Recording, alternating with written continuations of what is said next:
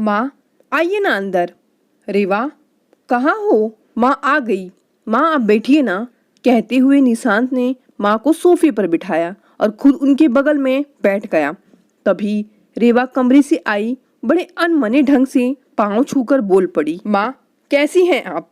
बाबूजी कैसे हैं? ठीक हूँ बहू, बाबूजी भी ठीक हैं। गेहूं की कटाई हो रही है ना, नहीं तो वो भी आते मेरे साथ। मुस्कुराते हुए सविता जी बोल पड़ी। दादी आप आ गई, कहते हुए इकलौता पोता आर्यन आकर दादी के सीने से लग गया। दादी कैसी हैं आप? आपसे कितने दिनों बाद मिल रहा हूँ। दादाजी कैसे हैं? वो क्यों नहीं आए? दादी गांव में सब कैसे हैं? जाने कितने सवाल पूछ बैठा आर्यन। सविता जी मुस्कुरा उठी। सब ठीक है लल्ला, तू कितना बड़ा हो गया, अपने पापा से भी लंबा हो गया। क्या कल मंदिर चलूंगी तुझे लेकर, तेरी नजर उतार दूंगी, कहीं मेरी ही नजर ना लग जाए तुम्हें, कहते हुए पोते के माथे पर हाथ फिराया तो आंखें सजल हो गई।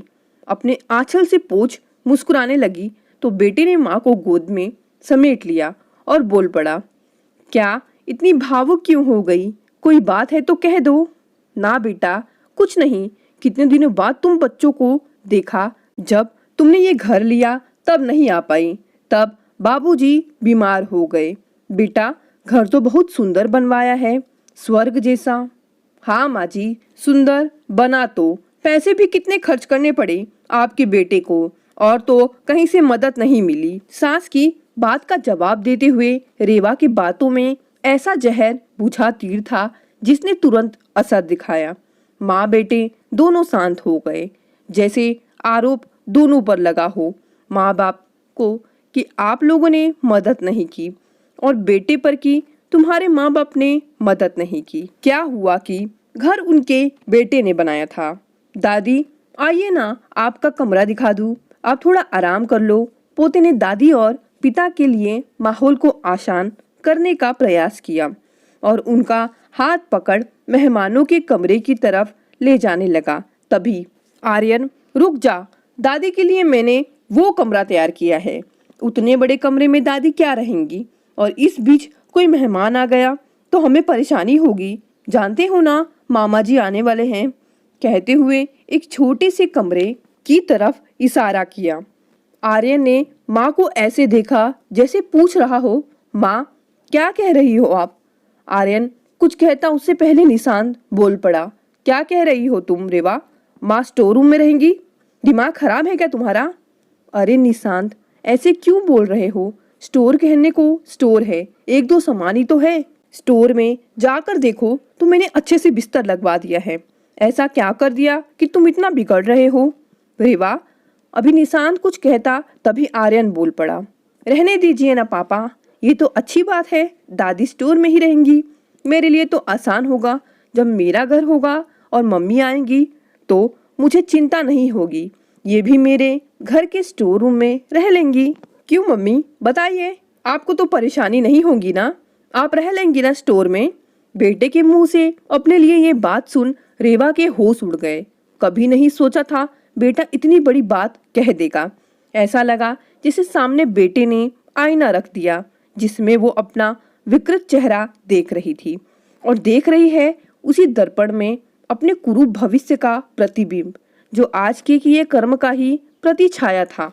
वो ऐसी निढाल होकर सोफे पर बैठ गई जैसे अर्धमूर्छा हो, क्या सही क्या गलत समझ नहीं आ रहा था। तभी सविता जी ने उसके कंधे पर अपने मुलायम हाथों को रखा। रेवा ने सिर ऊपर उठाया तो नजरें सविता जी के नजरों से मिली। उसने अपनी नजरें झुका ली, आंखों से आंसू बह निकले। शायद आंखों ने ही उनके सामने आंसुओं के रूप में माफी की अर्जी लगा दी थी। सविता जी ने आर्यन को इशारा किया। आर्यन आकर माँ के पैरों के पास बैठ गया। माँ के गोद सिर रख बोल पड़ा, मम्मा सॉरी, मैंने गलत कहा, लेकिन जैसे आप मेरे लिए हो, ये भी तो सोचो पापा के लिए दादी भी उतनी अहम होंगी। आप सिर्फ दादी को ही नहीं, पापा को भी दुख पहुंचाया है। उनके बेटे ने ये घर बनाया है तो सबसे पहला हक तो उनका है ना माँ। मम्मा मैंने कुछ गलत कहा क्या? आप बोलो। अपने बहते आंसुओं को पोंछ रेवा बोल पड़ी, नहीं कुछ गलत नहीं कहा, मैं ही गलत थी। माँ मुझे माफ कर दीजिए। और निशांत, सबसे बुरा मैंने तुम्हारे साथ किया। अब मुझे समझ आ रहा है, मुझे माफ कर दो प्लीज। अच्छा माँ, अब चलिए मैं आपको आपका कमरा दिखाता हूँ, जो सिर्फ आपका है, मेहमानों का नहीं।